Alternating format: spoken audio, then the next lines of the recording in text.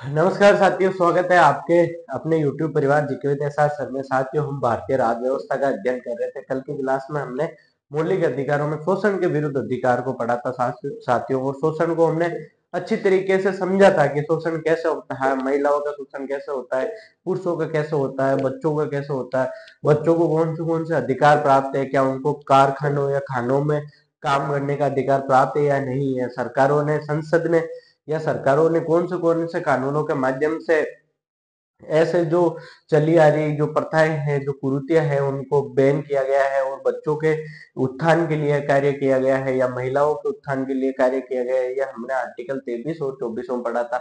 हमने ये भी पढ़ा था कि कैसे अंग्रेजों के समय हमारे किसानों का शोषण होता था, महिलाओं का शोषण होता था, उसके बाद में उनके बच्चों का शोषण होता था। साथियों, ये हमने कल की क्लास में विस्तृत तौर पर चर्चा करी थी। आज हम पढ़ेंगे साथियों धार्मिक स्वतंत्रता का अधिकार, जो आर्टिकल 25 से लेकर 28 तक दिया गया है। साथियों, आज क्या पढ़ने वाले हैं हम? धार्मिक स्वतंत्रता का अधिकार। धार्मिक धार्मिक स्वतंत्रता का अधिकार। आज का हमारा मेन टॉपिक क्या है?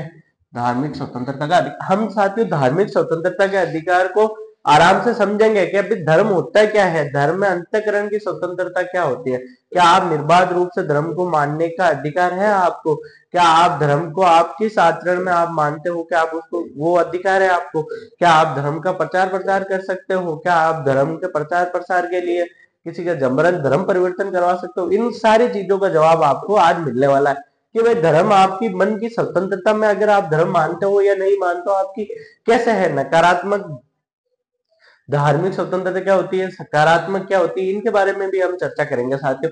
मतलब एक एक पहलू को आज की क्लास में समझते हुए चलेंगे कि धर्म होता क्या है और वास्तविकता में धर्म धार्मिक अधिकार क्या होता है। मेरी थोड़ी तबियत खराब है साथियों, लेकिन फिर भी मैं अच्छे से आपको समझाने की कोशिश करूंगा कि वास्तविकता में धर्म होता है क्या है। अगर हम धर्म की बात करेंगे उसके बाद में कि भाई अगर धार्मिक अधिकार है हमारे भारत को, तो मतलब किस परिप्रेक्ष्य में हमें दूसरे देशों से अलग धर्म की स्वतंत्रता हमारा देश प्रदान करता है। साथियों, आज की क्लास में हम ये बात करेंगे तो धार्मिक स्वतंत्रता के अधिकार की बात करेंगे साथियों। ये अनुच्छेद कहां से लेकर कहां तक है? या 25 से लेकर आर्टिकल 25 से लेकर 28 तक धार्मिक स्वतंत्रता का अधिकार हमें दिया गया है। अगर हम आर्टिकल 25 की बात करें कि भाई आर्टिकल 25 में क्या है, तो आर्टिकल 25 में है साथियों अंत्यकरण की स्वतंत्रता। क्या है? अंत्यकरण की स्वतंत्रता। अंत्यकरण की स्वतंत्रता। अब ये अंत्यकरण क्या होता है साथियों? अब देखो, स्वतंत्रता अंत्यकरण क्या होता है। देखो, अब जैसे मैं हूं, अब मैं मेरे मन में क्या मानता हूं, मैं भगवान को किस रूप में सोचता हूं, मैं भगवान के किस रूप में अपनी आस्था प्रकट करता हूं। क्या मैं तिलक लगाने से अपनी भक्ति भाव प्रकट कर सकता हूं? क्या मैं मंदिर में जाकर पूजा पाठ करके मैं अपनी भक्ति भाव प्रकट कर सकता हूँ? या मैं अपने मन में यह मानता हूं कि हाँ भगवान होते हैं, या मैं भगवान को बहुत ज्यादा अपने मनो मस्तिष्क या एनी टाइम भगवान का जप, राम नाम जप कर रहा हूं, या कोई और अदर धर्म का है तो क्या वो अल्लाह को मानता है, वो अपने मन में क्या मानता है, वो क्या है? अंतःकरण। देखो, अंत है मतलब अपने अंदर कि आप क्या मानते हो। क्या आप धर्म को नहीं मानते हो? क्या आप किसी भी एक धर्म को मानते हो, तो किस परिप्रेक्ष्य में आप किसी धर्म को मानते हो। जैसे मैं हूं, जैसे मैं मानता हूं कि भगवान विष्णु है, जैसे मैं मानता हूं कि भगवान शिव है, जैसे मैं मानता हूं कि और कोई भगवान है, जितने भी अपने भगवान है, 36 करोड़ देवी देवता है, वो उनको मैं किस रूप में मानता हूं। भाई मेरे मन में क्या है कि मैं मंदिर जाकर ही मेरी भक्ति प्रकट होती है। तो आप क्या किसी व्यक्ति को मंदिर जाने से रोक सकते हो क्या साथियों? अब देखना, यहां से आपको सारी चीजें धीरे धीरे समझ में आने लगेगी। आपको पता चलेगा कि धार्मिक स्वतंत्रता का अधिकार और समानता का अधिकार भी किस परिप्रेक्ष्य में लड़ते थे और उसके बाद में कैसे जीता जाता था। जैसे अगर हम सबरीमाला मंदिर की बात करें तो वहां पर महिलाओं का जो प्रवेश था उसको वर्जित किया गया था, क्योंकि वहां के पुजारियों का, वहां के जो धर्म का, वहां का जो जो सिद्धांत था, उस सिद्धांत में क्या था कि वहां पे महिलाओं को प्रवेश नहीं दिया जाता था। उनकी कोई वजह होगी या उनमें वहां पता नहीं, भगवान ना महिलाओं को प्रवेश करने दिया जाता था, तो मतलब क्यों नहीं करने दिया जाता था? क्या इनसे हमारे देश में महिलाओं की समानता का अधिकार नहीं हो रहा है? क्या यहाँ पे लिंग भेद नहीं हो रहा है? कि भाई अगर महिला है इसका तात्पर्य यह है कि यह मंदिर में प्रवेश नहीं कर सकती। ये सारी चीजें हमारे देश में साथियों आज भी चलती है, जहां पर ऐसा लगता है। अब आपको हाजी अली दरगाह के बारे में भी महिलाओं के प्रवेश को लेकर आपने सुना होगा। जब हमने क्लास फर्स्ट रिकॉर्ड की थी ना साथियों, जब हमने क्लास पहली समझी थी, उसमें हमने पूरे भारतीय संविधान को हम किस आधार पर पढ़ेंगे, उसमें हमने सबरीमाला मंदिर का भी जिक्र करा था, हाजी अली दरगाह का भी जिक्र करा था। वो क्यों करा था साथियों? क्योंकि हमने पहली ही क्लास में ये समझा कि हम किस तरीके से हम भारतीय संविधान का अध्ययन करने वाले, मतलब हम समझते हुए चलने वाले हैं साथियों। सबसे पहले हमारे पास में आर्टिकल 25 में क्या आता है साथियों? अंत्यकरण की स्वतंत्रता। अब अंत्यकरण की स्वतंत्रता होती क्या है, ये मैंने आपको बताया कि आपके मन में, आपके विचार में, आपके मस्तिष्क में उस समय क्या चीजें आ रही है।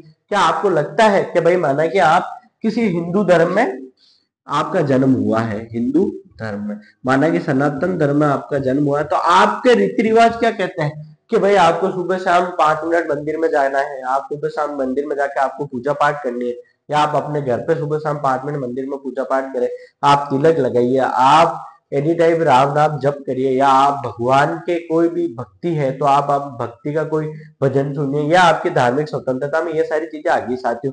क्या आप मुस्लिम हो तो क्या यह आपके अंत्यकरण की स्वतंत्रता में ये सारी चीजें आगे साथियों। अब दूसरा, अगर हम माने कि आपका धर्म मुस्लिम है, मुस्लिम है तो अब आप क्या मुस्लिम है तो क्या आपको दरगाह पढ़, क्या नमाज पढ़नी अनिवार्य है? आपको सुबह शाम जो भी आपके धर्म के जो चीजें हैं वो आपको करना अनिवार्य है, या आपका इनको मानने के लिए आप बच गए? नहीं साथियों, यही मेन सबसे बड़ी चीज है। अंत्यकरण की स्वतंत्रता का अधिकार आपको यह देता है कि आपका जो मन में है ना वो आप कर सकते हो। क्या है आपके जो मन में है वो आप कर सकते हो, बकायदा आपके जो धार्मिक आस्था प्रकट करने की वजह से आप किसी दूसरे को ठेस नहीं पहुंचा सकते। बस आपको यह है कि आप किसी दूसरे धर्म के व्यक्ति को या किसी और व्यक्ति को, या आप लोक व्यवस्था को नहीं बिगाड़ सकते, या आप जो हमारे समाज में जो चली आ रही जो प्रथाएं हैं उनको आप नहीं बिगाड़ सकते, या कोई ऐसी चीज आप समाज में भाई अगर आप भगवान का जो प्रचार प्रसार कर रहे हो वो कर सकते हो। भारत और फ्रांस में क्या अंतर है देखना चाहते हो? माना कि ये अपना देश भारत है, भारत और फ्रांस, देखो भारत भारत के अंदर क्या है कि भारत सभी धर्मों को समान रूप से पोषित करेगा। मतलब भारत में आप किसी एक धर्म को लेकर बात नहीं कर सकते। मतलब अगर आप भारत में रहते हो तो आप किसी भी एक धर्म के बारे में आप ना तो प्रचार कर सकते हो ना प्रसार कर सकते हो। मतलब सरकार की बात हो रही है, व्यक्ति कर सकता है, व्यक्ति या संस्था की बात नहीं हो रही साथियों, सरकार की बात कर रहे हैं हम यहाँ पे। किसकी बात कर रहे हैं? सरकार की। क्या बस सरकार कर सकती है? क्या सरकार बिल्कुल नहीं कर सकती साथियों। सरकार अगर किसी भी धर्म को पैसा देगी या कोई फंड देगी या कोई भी किसी भी तरीके से उनका उत्थान का कार्य करेगी तो सरकार क्या करेगी? सभी धर्मों को क्या करेगी? सम्मान रूप से क्या करेगी? सम्मान रूप से उनको पोषित करेगी। लेकिन फ्रांस में क्या है? फ्रांस में किसी भी धर्म को, मतलब कोई भी धर्म हो उसको, किसी भी धर्म को पोषित कर सरकार नहीं करती है। मतलब धर्म में फ्रांस में बहुत ज्यादा लोग क्या है? नास्तिक है। मतलब आपकी इच्छा है तो आप भगवान को माने, आपकी इच्छा नहीं है तो आप भगवान को नहीं माने साथियों। ये आपको पहली जो सीढ़ी थी वो आपको समझ में आई होगी, अंत्यकरण की स्वतंत्रता। अब हम इसके बाद में आर्टिकल 25(1) पहले लिखते हैं साथियों, उसके बाद में आर्टिकल 25(1) को समझते हैं कि आर्टिकल 25(1) में आचरण की बात की गई। तो आचरण क्या होता है? क्या आपको धर्म को निर्बाध रूप से मानने की स्वतंत्रता? तो निर्बाध रूप से मानने की क्या है? क्या आप हमारे देश में धर्म का प्रचार प्रसार कर सकते हो क्या? ये सारी चीजें हम पहले एक बार लिखते हैं ताकि आपको लिखी हुई वो देखने में एक बार समझ में आएगी। उसके बाद में मैं आपको एक एक शब्द का आपको मीनिंग समझाऊंगा कि भाई इस शब्द का मीनिंग क्या होता है, प्रचार करने का मीनिंग क्या होता है, आचरण करने का मीनिंग क्या होता है। ये सारी चीजें हम समझेंगे। पहले एक बार हम लिख लेते हैं।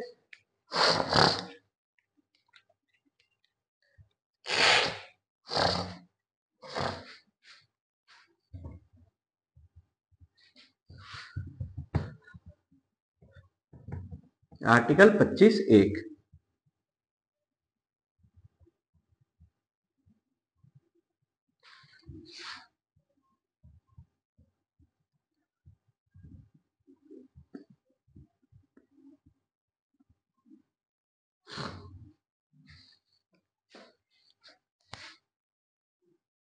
आर्टिकल 25(1) देखो इसमें क्या है? 25(1) के अनुसार सभी व्यक्तियों को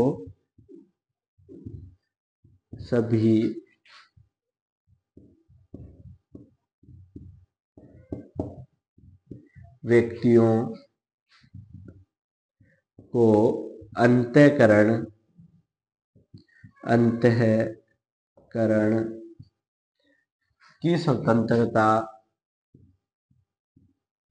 की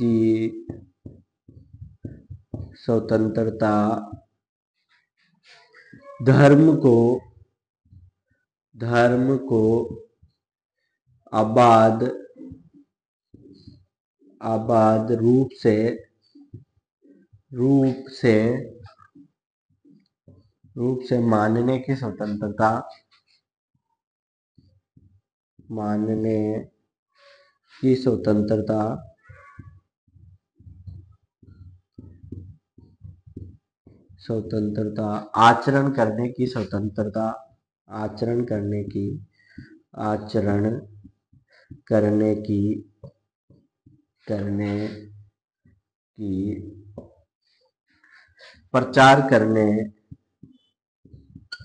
प्रचार करने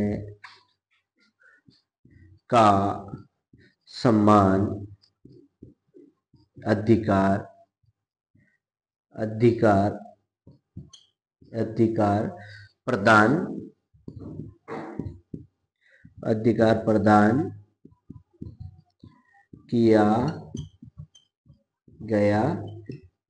अधिकार प्रदान किया गया है।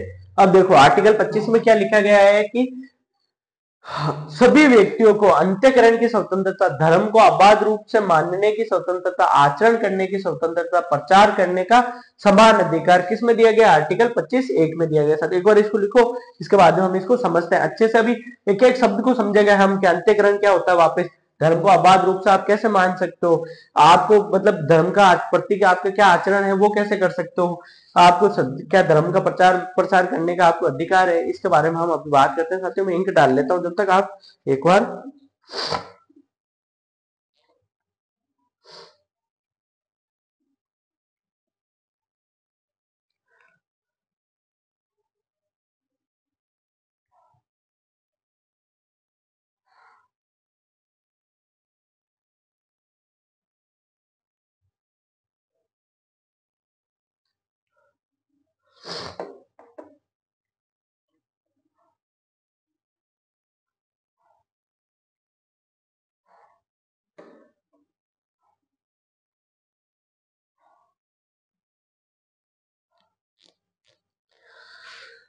लिख लिया, जल्दी लिखो इसको।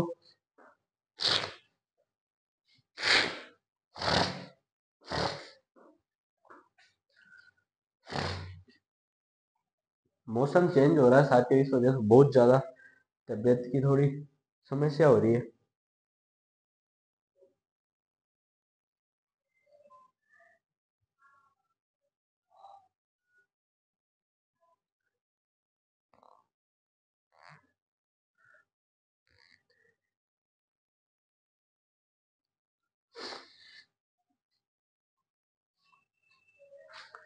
अब देखो ये आपने लिख लिया। अब देखो अंतःकरण की स्वतंत्रता क्या होती है। सबसे पहले हम बात करेंगे किसके बारे में? अंतःकरण की स्वतंत्रता मतलब आप अपने मन में, आपके विचार में, आपके दिमाग में, आपके मनोमस्तिष्क में, आपकी चेतना में आप किस प्रकार की चीजों को मानते हो, आपका विश्वास क्या, आपका फेथ क्या, आप कैसे मानते हो। मतलब आप भगवान को मानते हो तो भी ठीक है, आप नहीं मानते हो तो भी ठीक है। ये क्या है? आपके अंतःकरण की स्वतंत्रता है। अब धर्म को अबाध रूप से मानने की स्वतंत्रता, क्या आप किस धर्म को मानते हो, आप किस प्रकार से धर्म को मानते हो, यह आपकी खुद की स्वतंत्रता है साथियों। कैसे है कि आपका मन करता है कि आपको हिंदू धर्म के रीति रिवाज आपको अच्छे लगता है, आपको हिंदू धर्म मानने का मन कर रहा है, या आपका विश्वास आपको हिंदू धर्म में है, तो आप हिंदू धर्म मानने के लिए आपको ऐसा नहीं कि सरकार आपको रोक सकती है कि नहीं भाई आप नहीं कर सकते, ऐसे वैसे आपको नहीं रोका जा सकता, आपकी इच्छा है। और दूसरी चीज हम बात करें आचरण की, क्या आप धर्म को मानते हो तो आप धर्म मानने का आपका तरीका क्या है, आप किस प्रकार से धर्म को मानते हो। चाहे आप मंदिर जाके मानो, चाहे आप मस्जिद जाके मानो, चाहे आप अपने घर पे पूजा पाठ करो, या आप किसी भी प्रकार से आप अपने धर्म को मानने के लिए आपको बाध्य नहीं किया जा सकता। आप अबाध मतलब आप अपने मन के अनुसार, आपकी जो इच्छा है, आपके जो समझ है, आपके जो विश्वास, आपके ने जो विचार करा, आप उस प्रकार से आप अपने भगवान को मान सकते हो, या आप अपने ईश्वर को मान सकते हो। आपकी जो इच्छा है उस अनुसार आप आचरण कर सकते हो। ये किस में दिया गया? आर्टिकल 25(1) में दिया गया है, भारतीय संविधान के फंडामेंटल राइट में दिया गया। क्या सर ये इन चीजों की, इनको फंडामेंटल राइट जो मौलिक अधिकारों में देने की जरूरत क्या थी साथियों? देखो, सबसे बड़ी खासियत क्या है मौलिक अधिकारों की? अगर आपको इन चीजों की प्राप्ति नहीं होती है, मतलब आपको धर्म मानने नहीं दिया जा रहा है, आपका मन था आप किसी और धर्म में जाना चाहते थे, आपको जबरन, मतलब आपके पास वो ग्राउंड अवेलेबल होने चाहिए कि आपको जबरन धर्म परिवर्तन नहीं करवाया जा रहा है, आप अपनी इच्छा से कर रहे हो, तो क्या आप धर्म परिवर्तन कर सकते हो? क्या आप बिल्कुल कर सकते हो साथियों। बकायदा अगर आपको इसमें कोई दुविधा आ रही है तो आप क्या कर सकते हो? सीधा सुप्रीम कोर्ट जा सकते हो। इसको मूल अधिकारों की श्रेणी में देने का कारण क्या था कि अगर इनकी प्राप्ति नहीं होती तो आप कहाँ जा सकते हो? सुप्रीम कोर्ट जा सकते हो, मतलब सर्वोच्च न्यायालय में जा सकते हो इनकी प्राप्ति के लिए। क्या सर हम इतनी छोटी बात के लिए जा सकते? ये छोटी बात नहीं साथियों, धर्म की वजह से तो कई सत्ताएं चली गई हमारे देश में, कई सरकारें बदल गई, कई चीजें आपको पता है, शुरू से आज तक कई धार्मिक आंदोलन हुए, क्या बताएं आपको इसके बारे में, और आपको बाद में जैसे जैसे हम चलते जाएंगे इनके बारे में बताते जाएंगे। क्या आपको प्रचार करने का अधिकार है क्या धर्म का? बिल्कुल आपको धर्म का प्रचार करने का अधिकार। आप कहीं भी कथावाचकों को देखते हो, या आप कहीं पे बड़ी बड़ी कोई धार्मिक आयोजनों को देखते हो, आप वहां पे बड़े बड़े उपदेश देते हुए जो बुद्धिजीवी लोग है, जो वहां के संत महात्मा है, या और कोई मौलवी है, वो अपनी अपनी जगह पर अपनी अपनी श्रद्धा अनुसार वो अपने धर्म के बारे में लोगों को विशेषताएं बताते हैं। क्या ये लोग धर्म परिवर्तन करवा सकते हैं? नहीं साथियों, ये यही सबसे बड़ा पॉइंट है कि यह धर्म परिवर्तन नहीं करवा। आप धर्म का प्रचार प्रसार कर सकते हो, लेकिन आप किसी को कन्वर्ट नहीं कर सकते हो, आप किसी को जबरन धर्म परिवर्तन नहीं करवा सकते हो। सीधी बात यह है साथियों, अगर आप किसी को धर्म परिवर्तन करने के लिए बाध्य करते हो तो आपको जेल का प्रावधान है हमारे देश में। आपको मतलब किसी भी प्रकार से आप ऐसा कोई कार्य कर ही नहीं सकते जिसके जिससे लोक व्यवस्था बिगड़े, या हमारे बाकी लोग इससे परेशान हो, या आप ऐसा कोई कार्य नहीं कर सकते साथियों। ये लिख लिया होगा।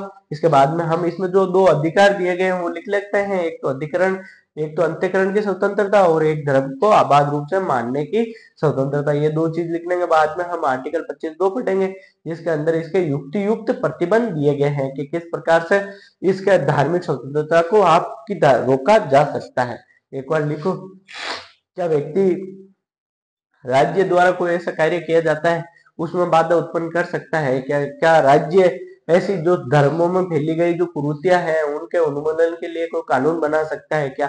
ये सारी चीजें हम बात करेंगे साथियों आगे। एक बार इसको लिख लिया होगा आपने, जल्दी लिख लो।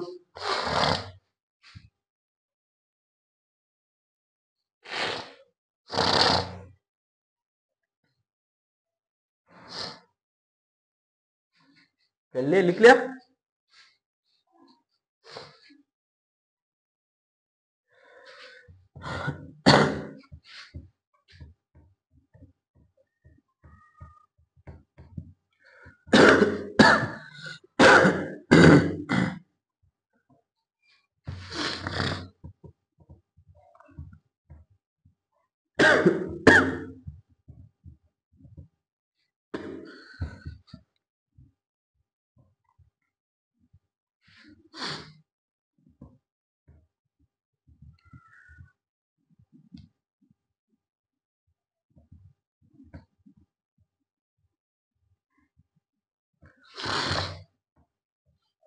अब देखो, इसमें व्यक्ति को क्या दी गई है? दो प्रकार के अधिकार दिए गए हैं साथियों। इसमें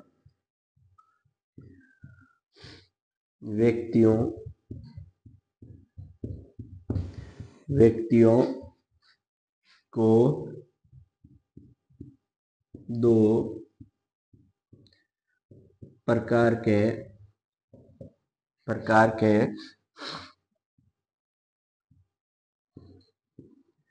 अधिकार दिए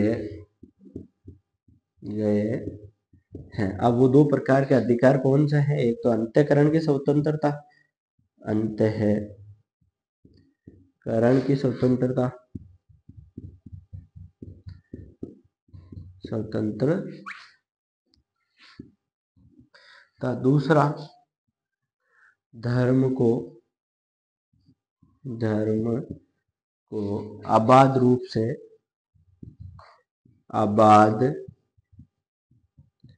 रूप से मानने, आचरण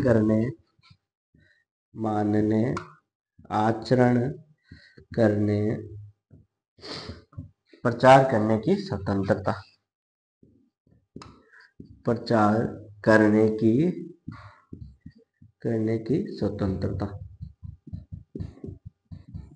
स्वतंत्रता। लिखो इसको जल्दी से, इसके बाद में हम आगे बात करते हैं। साथियों जल्दी लिखो। देखो, इसमें व्यक्ति को दो प्रकार की स्वतंत्रता दी गई। एक तो अंतःकरण की स्वतंत्रता, एक धर्म को निर्बाध रूप से मानने की स्वतंत्रता या आबाद रूप से मानने की स्वतंत्रता। मतलब आपके जो विचार हैं, आपका जो विश्वास है, आप में जो जिस धर्म को जिस प्रकार से मानने का आपका जो विचार है, वो आपके क्या दिया गया है, हमारे आर्टिकल इस 25(1) में दिया गया। एक बार लिखो इसको जल्दी से, इसके बाद में आगे बात करते हैं।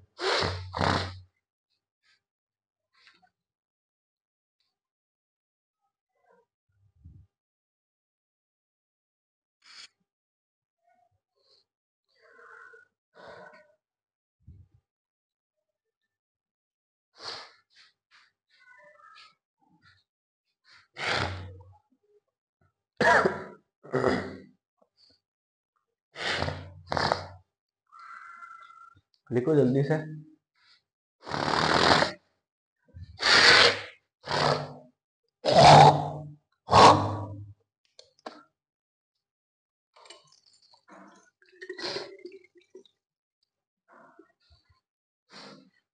लिख लिया? अब देखो, ये अंत्यकरण की स्वतंत्रता क्या होती है, एक बार इसको देख लेते हैं। इसको भी लिख लो आप, ताकि क्या है कि एक एक चीज आपके नोट्स में होनी चाहिए, बाद में आप भूल नहीं जाओ। वैसे तो आप जितनी बार भी भूलो, एक बार क्लास को आप देख लेना, लेकिन फिर भी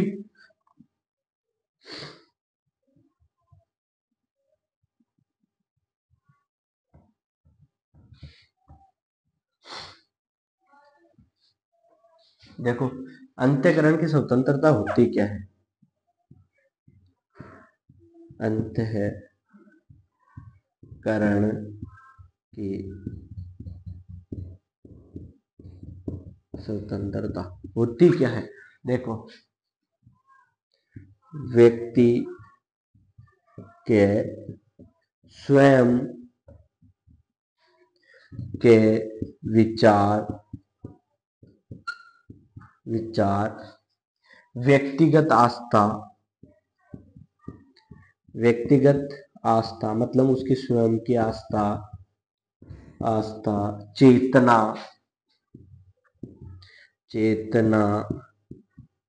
के अनुसार अपना जीवन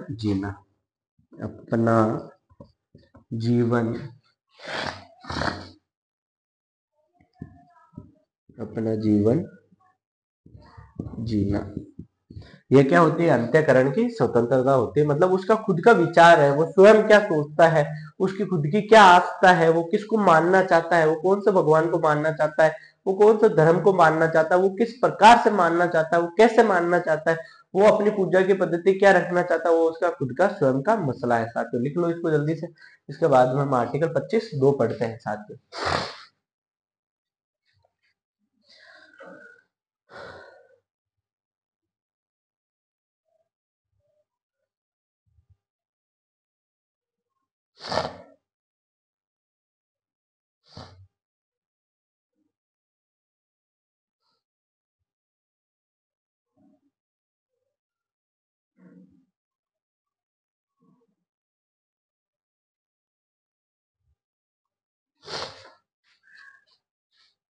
लिख लिया?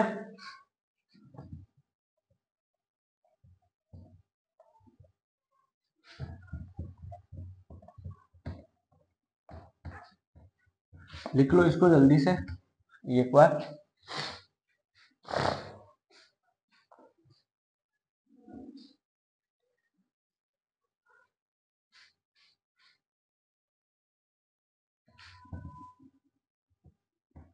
अब देखो हम आर्टिकल 25(2) की बात करेंगे साथियों। किसकी बात करेंगे? आर्टिकल 25(2) की, जिसमें क्या लगाया गया है? युक्त प्रतिबंध लगाया गया है धार्मिक स्वतंत्रता के अधिकार पर।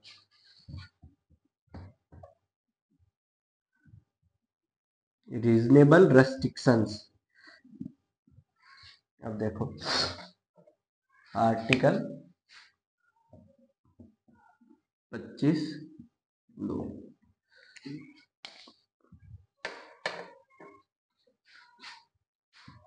धर्म की स्वतंत्रता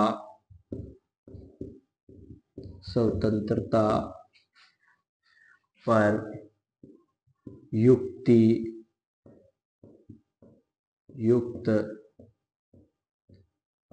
प्रतिबंध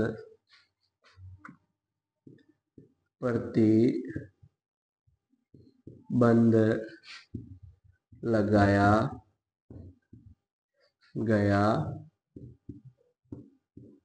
गया है। किस पर? कौन सा अनुच्छेद के माध्यम से? 25(2) के माध्यम से। इसमें देखो धर्म के नाम पर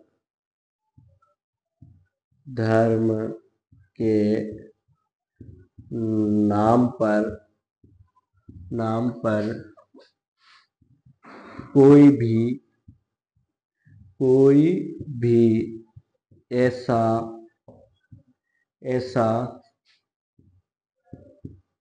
कृत्य नहीं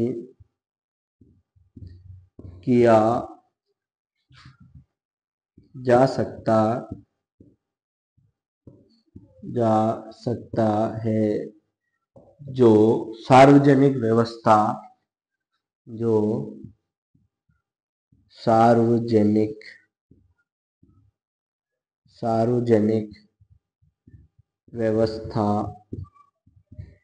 सदाचार,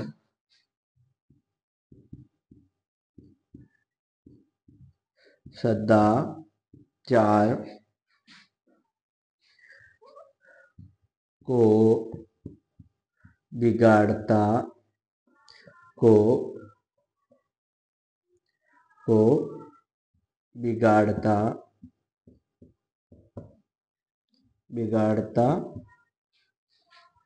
ऐसा करो विफल करता है, को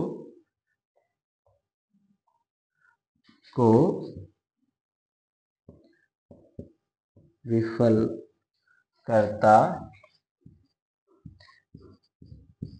करता है। लिखो इसको जल्दी से।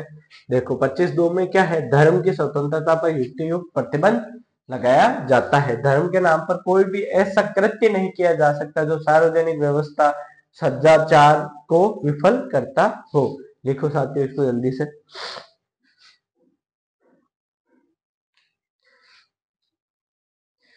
विफल करता की जगह लिख लो जनता के विरुद्ध हो, या जनता के विरुद्ध हो।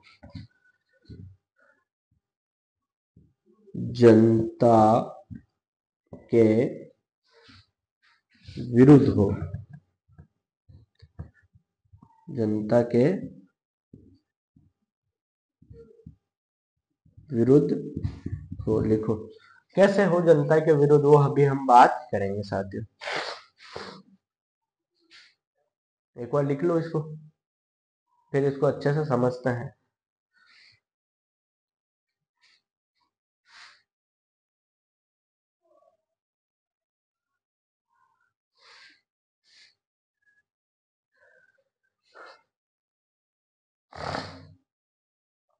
अब देखो अगर कोई आदमी धार्मिक कार्यक्रम का आयोजन कर रहा है कहीं भी, यानी कि कोई ताजिए निकाल रहा है रोडों के ऊपर से, कोई धार्मिक कार्यक्रम आयोजित कर रहा है रोडों के ऊपर से, तो क्या लोक व्यवस्था बिगाड़ता है? यानी लोक व्यवस्था बिगाड़ता है साथ, तो क्या सरकार उसको रोक सकती है? बिल्कुल रोक सकती है। मतलब आपको ये कतई अधिकार नहीं है कि आप क्या कर सको, सार्वजनिक व्यवस्था को बिगाड़ो। मतलब आप सड़कों के ऊपर, आपको जब तक परमिशन नहीं मिलती है, जब तक आप कुछ भी नहीं कर सकते। आप सड़कों के ऊपर आके नमाज अदा नहीं कर सकते, आप सड़कों के ऊपर आकर भजन कीर्तन नहीं कर सकते, आप सड़कों के ऊपर आकर कोई भी ताजिया या कोई भी कैसा भी त्योहार हो वो नहीं मना सकते, क्योंकि वो क्या करता है, वो आपकी सार्वजनिक व्यवस्था को क्या पहुंचाता है, ठेस पहुंचाता है साथियों।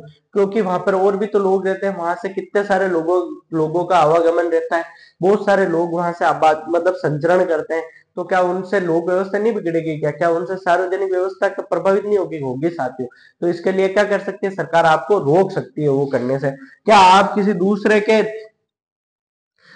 धार्मिक हितों को प्रभावित नहीं कर सकते क्या, क्या आप सोचोगे आप कहीं पे जा रहे हो, आप किसी मंदिर के सामने जाकर अपने धर्म के बारे में जानबूझकर कोई ऐसी चीज कर रहे हो जिससे कि धार्मिक हिंसा भड़के, या कोई ऐसे कोई भाषा आप वहां पे जाकर बोल रहे हो या कोई कृत्य कर रहे हो, तो आपको ऐसा नहीं लगता कि आप उस अगले के धर्म को ठेस पहुंचाते हो। आप ऐसा बिल्कुल नहीं कर सकते साथियों, ये सदाचार आपके खिलाफ है। मतलब अगर आप लोगों के व्यक्ति के या उनके धर्म के प्रति आप ऐसा कोई कृत्य नहीं कर सकते हो। अब आपको मैं एक चीज बताता हूँ साथियों, और जनता के विरुद्ध नहीं हो, मतलब अगर आप कोई भी कार्य कर रहे हो तो वो क्या नहीं हो, जनता के विरुद्ध नहीं होना चाहिए साथियों। अब मैं एक चीज समझाता हूँ आपको, देखो धार्मिक कट्टरता क्या होती है, आपको एक शब्द समझ में आएगा, धार्मिक कट्टरता क्या होती है, क्षत्रियता क्या होती है।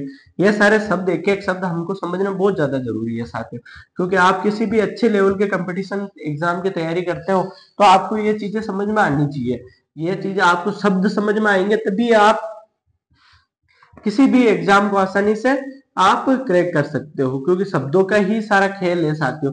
अगर आपको शब्द आसानी से समझ में आ गए तो चाहे कोई कितना भी बड़ा एग्जाम हो आप आसानी से उसको पार कर लोगे साथियों।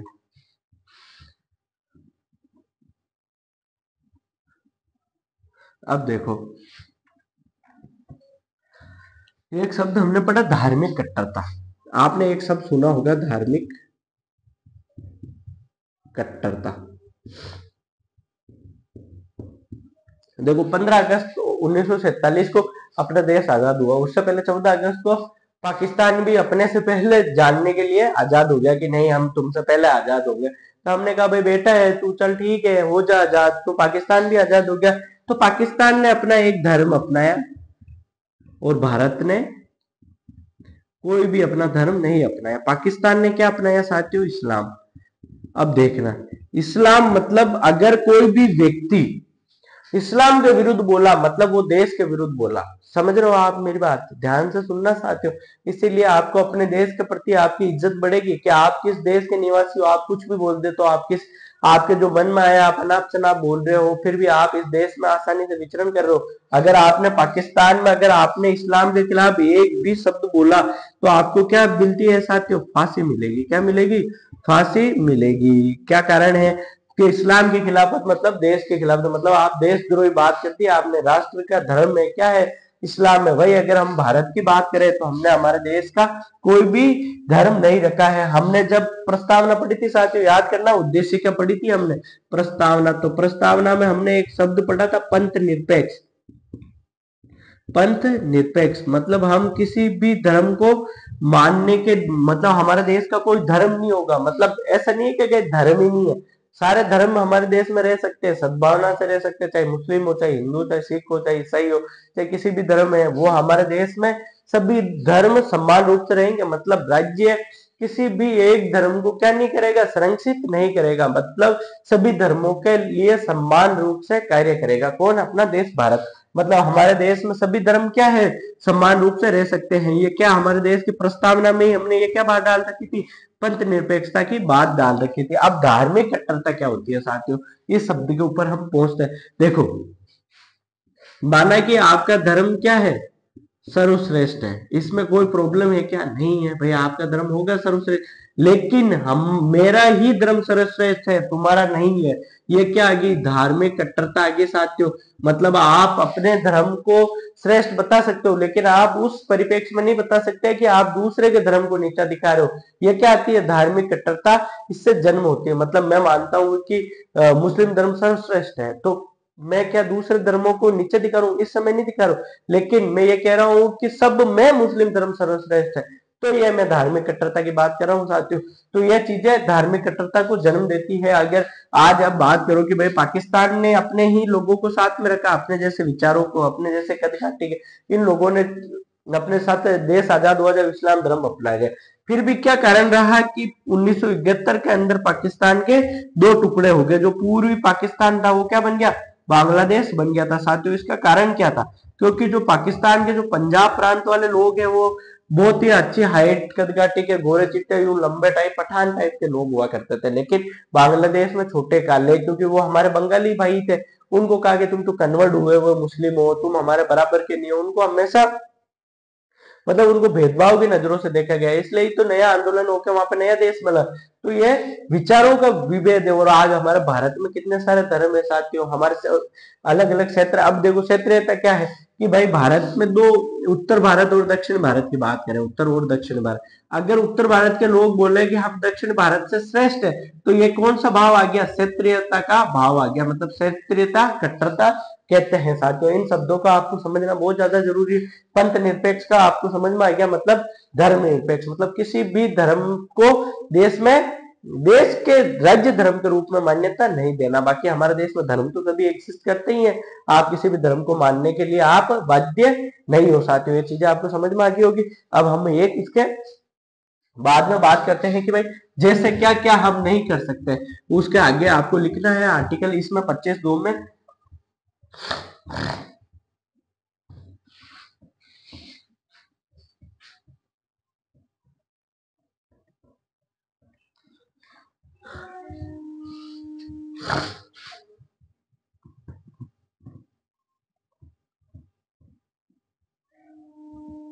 अब देखो 25(2) में और क्या क्या है।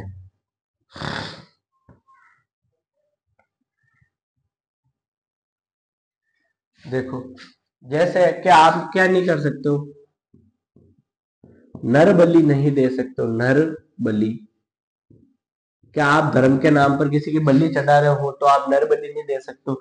बच्चों की आपने बहुत बार ऐसे सुनते हो कि भाई शिशु बलि दे दी, आप शिशु बलि नहीं दे सकते हो, आपको ये मना है। आप क्या नहीं कर सकते हो, छुआछूत नहीं कर सकते हो, अस्पृश्यता नहीं कर सकते हो। ये सारी चीजें क्या है, ये बैन है हमारे देश में। क्या है साथियों, बैन है ये हमारे साथ में, ये लिखो। इसके बाद में हम दूसरी पॉइंट की बात करते हैं, इसमें ही लिखो, लिखो, चलो लिख ही लो। धर्म की स्वतंत्रता की वजह से सरकार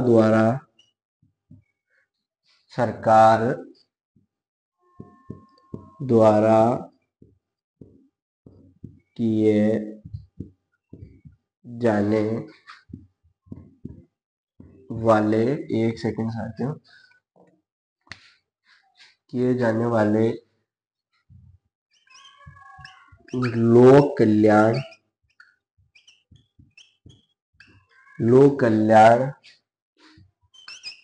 के कार्य प्रभावित नहीं होने चाहिए। लोक कल्याण के कार्य क्या नहीं होने चाहिए, प्रभावित नहीं होने चाहिए। धर्मों में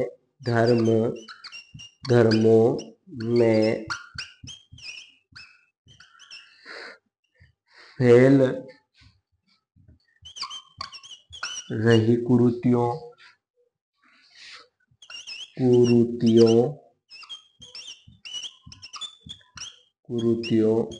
के लिए कानून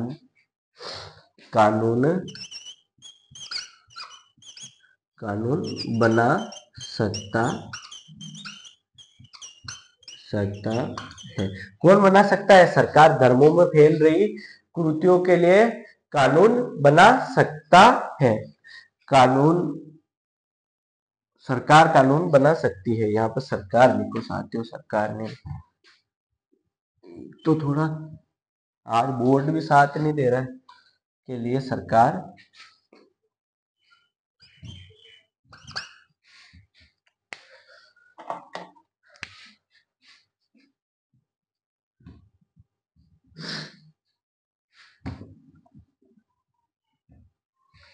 के लिए सरकार कानून बना सकती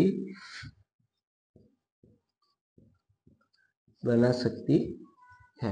अब देखो कि भाई आप धार्मिक कार्य कर रहे हो, लेकिन आप कहीं पे सरकार लोक कल्याण का कार्य कर रही है, या कोई अच्छा कोई मंदिर बना रही है, या कोई भी कुछ कर रही है, या कोई कार्य कर रही है, या कुछ भी, तो आप उसमें बाधा उत्पन्न नहीं कर सकते, आप उसको परेशान नहीं कर सकते हो साथियों। या धर्मों के अंदर जो भी कुरीतियां फैल रही है, जैसे दासी प्रथा थी, देखो इसमें लिख ही लो, दासी प्रथा या सती प्रथा, ये दो तीन चीजें हैं साथियों, ये लिख लो आप, या यहाँ पे समझिए एक तो ये भी नहीं चल रहे हैं आज।